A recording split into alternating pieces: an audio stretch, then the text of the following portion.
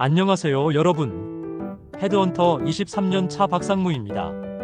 오늘은 정말 현실적이고 중요한 이야기를 해보려고 합니다. 바로 한국 기업과 글로벌 빅테크 기업의 일하는 방식 차이에 대해서요. 제가 헤드헌팅 현장에서 경력 직장인을 만나거나 인사 담당자들과 접촉하면서 아쉬웠던 부분을 이번 시간에 언급하고자 합니다. 직장은 여러 사람이 모인 일터죠. 그래서 일을 대하는 방식이 일터의 본질이라 생각해 이런 주제를 다루려 합니다. 혹시 구글, 애플, 마이크로소프트, 아마존 같은 회사들이 어떻게 일하는지 궁금하셨나요? 그리고 우리나라 회사들과 뭐가 다른지 말이에요. 오늘 영상을 끝까지 보시면 왜 글로벌 기업들이 그렇게 혁신적이고 효율적인지, 그리고 우리나라 회사는 어떤 부분을 바꿔야 하는지 명확하게 이해하실 수 있을 겁니다. 파트 1. 글로벌 빅테크 기업과 한국 기업의 일하는 방식 차이. 첫째, 먼저 가장 큰 차이점부터 말씀드릴게요. 의사결정 방식입니다. 빅테크 기업은 데이터 기반 개인 권한 중심 빠른 의사결정. 한국 기업은 위계 중심 상명하달 느린 의사결정. 글로벌 빅테크 회사에서는 어떻게 할까요? 예를 들어, 신입 개발자가 이 기능을 이렇게 바꾸면 사용자 경험이 더 좋을 것 같습니다 라고 제안했다고 해보세요. 그러면 매니저가 좋은 아이디어네. 데이터로 한번 검증해보자. A/B 테스트해보고 결과 보고 결정하자라고 답합니다. 여기서 중요한 건 직급이나 경력이 아니라 아이디어의 가치를 봤다는 거예요. 반면 한국 회사에서는 어떨까요? 같은 제안을 했을 때 그런 건 팀장님께 먼저 보고하고 팀장님이 부장님께 보고하시고 그 다음에 이런 식으로 되죠. 심지어 신입이 그런 걸 왜 생각해? 시키는 일만 해라고 할 수도 있고요. 결과는 뭐가 될까요? 글로벌 회사에서는 2주 만에 새 기능이 적용되지만 한국 회사에서는 2개월이 걸려도 아직 검토 중일 수 있어요. 둘째, 성과 관리의 차이. 두 번째 큰 차이는 성과를 바라보는 관점입니다. 빅테크 기업은 OKR, KPI 등 명확한 지표 기반 결과 중심. 한국 기업은 노력 중심 정성적 평가 상사의 주관.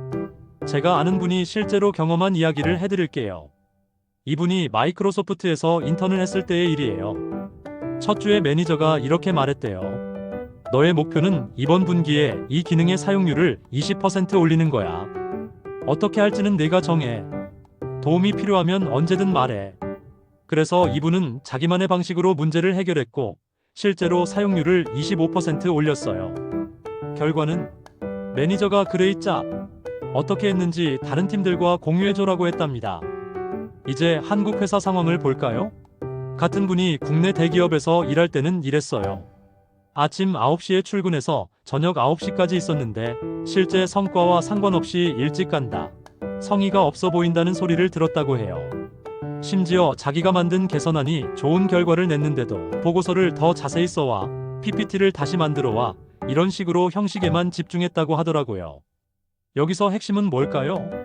글로벌 회사는 결과를 보고 한국 회사는 과정을 본다는 거예요. 더 정확히 말하면 보여지는 과정을 보죠. 저희가 정말 생각해봐야 할 질문이 있어요. 야근을 많이 하는 사람이 성과를 많이 내는 사람일까요? 실제로는 아니잖아요. 효율적으로 일하는 사람이 8시간 만에 끝낼 일을 비효율적으로 하는 사람이 12시간 걸려서 하는 거죠. 그런데 우리는 왜 12시간 일한 사람을 더 높게 평가할까요? 셋째, 소통 문화의 차이. 세 번째는 소통 방식입니다. 이 부분이 정말 중요해요. 빅테크 기업은 수평적 피드백 활발 질문 장려. 한국 기업은 수직적 직급 간 거리 질문 부담. 글로벌 회사에서는 이런 일이 일상적이에요. 회의 중에 CEO가 발표하고 있는데 막내 직원이 손을 들고 잠깐만요. 이 부분에 대해 다른 관점이 있는데요 라고 말해요. 그러면 CEO가 오, 좋네요. 어떤 관점인가요? 라고 대답하죠. 여기서 중요한 건 누가 말했느냐가 아니라 무엇을 말했느냐예요. 한국 회사에서는 어떨까요? 같은 상황이면 주변 사람들이 쟤 미쳤나? 임원님한테 감히 라고 생각하죠. 심지어 나중에 따로 불러서 너 그런 식으로 하면 안 된다고 말할 수도 있고요. 실제 예를 하나 더 들어볼게요. 구글에서는 TGIF라는 전사회의가 있어요. 모든 직원이 창립자나 CEO에게 직접 질문할 수 있는 시간이죠. 왜 이런 결정을 내렸나요? 이 전략이 정말 맞나요? 같은 질문들이 자유롭게 나와요. 리더들은 이런 질문들을 환영하고 투명하게 답변해요. 우리나라에서는 이런 문화를 상상할 수 있나요? 전 직원 대상 질의응답 시간이라고 하면 아마 긍정적인 질문만 미리 질문 내용을 제출하세요. 이런 식이 될 거예요. 이 차이가 왜 중요할까요? 수평적 소통이 가능한 조직에서는 좋은 아이디어가 어디서 나와도 빠르게 전달되고 반영돼요. 하지만 수직적 조직에서는 좋은 아이디어도 여러 단계를 거치면서 희석되거나 아예 사라져버리죠. 넷째, 혁신 태도 실패에 대한 태도. 네 번째는 실패를 대하는 태도예요. 이게 정말 큰 차이입니다. 빅테크 기업은 실패 장려 실험 문화 빠른 피드백. 한국 기업은 실패 회피 형식주의 실험 깊이. 아마존의 베조스가 유명한 말을 했어요. 실패하지 않으면 충분히 혁신하지 않는 것이다. 실제로 아마존은 파이어 폰이라는 제품으로 엄청난 실패를 했어요. 수백억 원의 손실이었죠. 그런데 베조스는 이렇게 말했어요. 이런 실패가 있어야 다음에 성공이 있다. 우리는 계속 실험할 것이다. 구글도 마찬가지예요. 구글 플러스, 구글 글래스, 구글 웨이브. 수많은 실패작들이 있어요. 하지만 이런 실패들이 있었기 때문에 지금의 지메일, 구글 맵스, 안드로이드가 나올 수 있었던 거죠. 한국 회사에서는 어떨까요? 프로젝트가 실패하면 책임자가 누구야? 왜 미리 예상하지 못했어? 앞으로는 이런 일 없도록 해라고 해요. 실패한 사람은 인사고과에서 불이익을 받고 승진에서도 밀려나죠. 결과적으로 어떻게 될까요? 직원들은 실패할 가능성이 있는 일은 아예 시도하지 않게 돼요. 안전한 길만 가려고 하죠. 혁신은 언제나 위험을 수반하는데 위험을 회피하면 혁신도 없어지는 거예요. 제가 아는 개발자분이 이런 말을 했어요. 한국 회사에서는 10번 시도해서 9번 성공해도 1번 실패한 걸로 평가받는다. 하지만 외국 회사에서는 10번 시도해서 3번만 성공해도 좋은 도전이었다고 평가받는다. 이 차이가 얼마나 큰지 아시겠죠? 다섯째, 회의와 보고 문화. 다섯 번째, 회의와 보고 문화입니다. 이 부분은 정말 현실적으로 와닿을 거예요. 애플에서는 회의를 할 때 이런 룰이 있다고 해요. 모든 회의는 명확한 목적과 결정사항이 있어야 하고 30분을 넘기지 않으려고 노력한다고 해요. 그리고 회의에 참석하는 사람은 정말 필요한 사람만, 구경하러 오는 사람은 없어요. 실제 사례를 들어볼게요. 구글에서는 새로운 기능을 기획할 때 1페이지 분량의 간단한 문서로 시작한다고 해요. 왜 이 기능이 필요한지, 사용자에게 어떤 가치를 줄 것인지, 성공을 어떻게 측정할 것인지 핵심만 담는 거죠. 그리고 이걸 바탕으로 빠르게 의사결정을 내려요. 한국 회사는 어떨까요? 같은 기능을 기획한다면 아마 50페이지짜리 PPT가 나올 거예요. 시장 분석, 경쟁사 현황, 세부 기술 스펙. 정말 많은 내용들이 들어가죠. 그리고 이 PPT를 가지고 여러 번의 회의를 해요. 기획 검토 회의, 개발 검토 회의, 최종 승인 회의. 결과는 뭘까요? 글로벌 회사는 2주 만에 프로토타입을 만들어서 사용자 반응을 보지만 한국 회사는 2개월 동안 문서 작업과 회의만 하고 있을 수 있어요. 저희가 정말 생각해봐야 할 질문이에요. 이 회의가 끝나고 나서 실제로 무엇이 결정되고 무엇이 진전될까? 만약 명확한 답이 없다면 그 회의는 필요 없는 회의일 가능성이 높아요. 그리고 보고서도 마찬가지예요. 이 보고서를 읽고 나서 무엇을 할 수 있을까? 만약 그냥 보고용 보고서라면 그건 시간 낭비일 뿐이에요. 여섯째, 자율성과 신뢰. 여섯 번째는 자율성과 신뢰예요. 이 부분이 정말 핵심입니다. 빅테크 기업 조직 구조는 매트릭스형 프로젝트 중심팀 유연한 역할. 한국 기업 조직 구조는 부서 중심 고정된 직무 강한 역할 고정. 넷플릭스에는 유명한 문화가 있어요. 룰즈와 풀스 규칙은 바보들을 위한 것이라는 거죠. 물론 기본적인 윤리나 법적 규정은 지켜야 하지만 세세한 업무 방식까지 규칙으로 정하지 않는다는 뜻이에요. 대신 직원들을 신뢰하고 그들이 최선의 판단을 할 것이라고 믿는 거죠. 실제로 넷플릭스 직원들은 휴가도 자유롭게 써요. 연차 며칠 남았나? 이런 고민을 안 해도 돼요. 자신의 업무만 제대로 관리한다면 언제든 휴가를 쓸 수 있어요. 한국 회사는 어떨까요?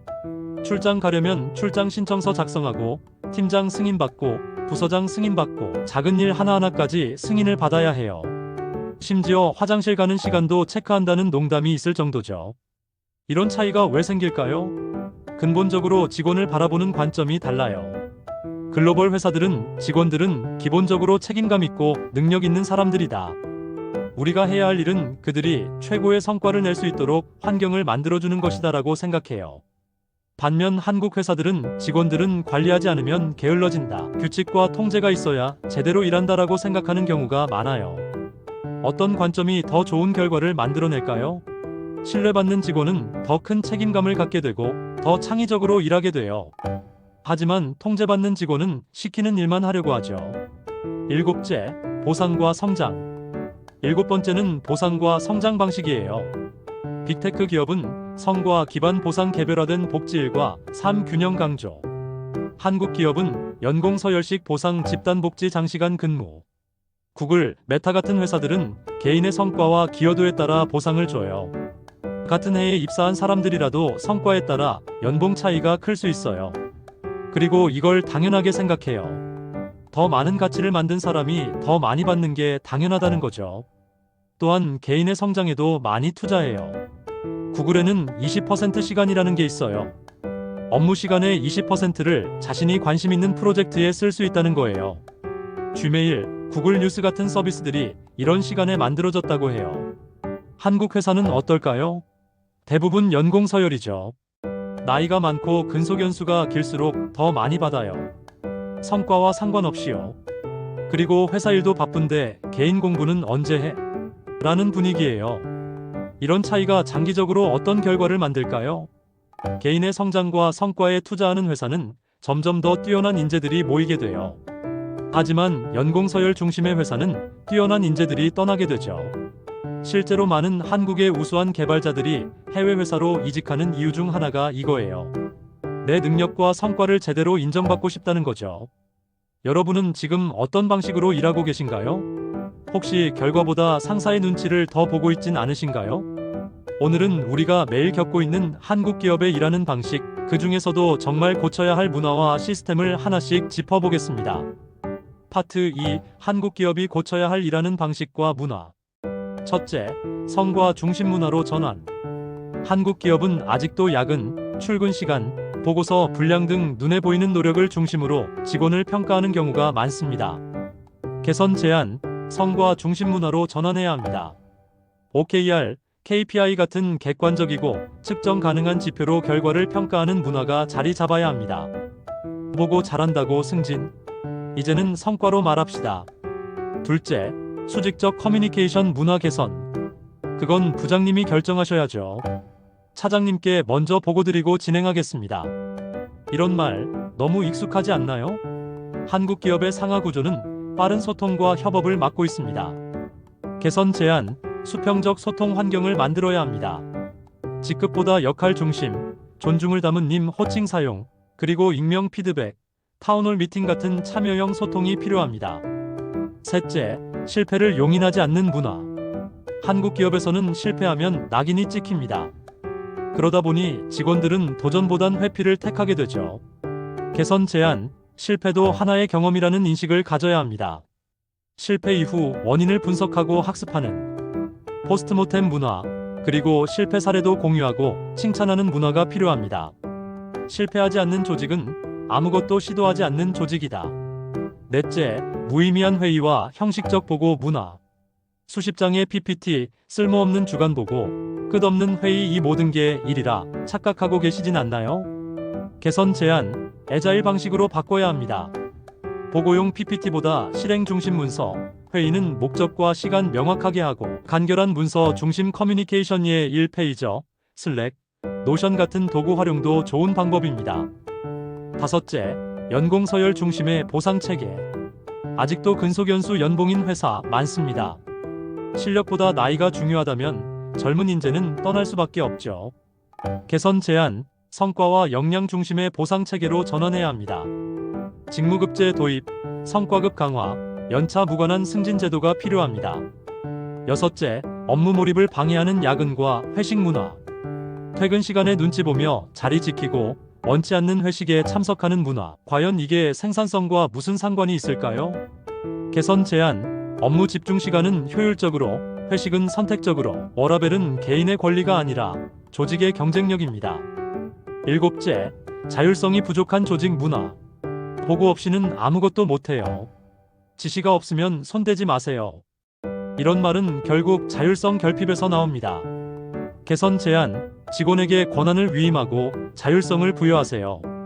관리자는 통제보다 신뢰와 코칭으로 역할을 바꿔야 합니다. 지금까지 글로벌 빅테크 기업과 한국 기업의 일하는 방식 차이와 한국 기업이 고쳐야 할 일하는 문화에 대해 말씀드렸습니다. 우리는 더 이상 과거의 방식으로 일할 수 없습니다. 아직도 변화를 하지 못하는 기업의 경영진에게 부탁드립니다. 바로 변화의 시작을 자신부터 시작해 보시길 바랍니다. 일하는 방식과 조직 문화는 경영진의 태도가 가장 중요하기 때문입니다. 변화는 하루아침에 일어나지 않아요.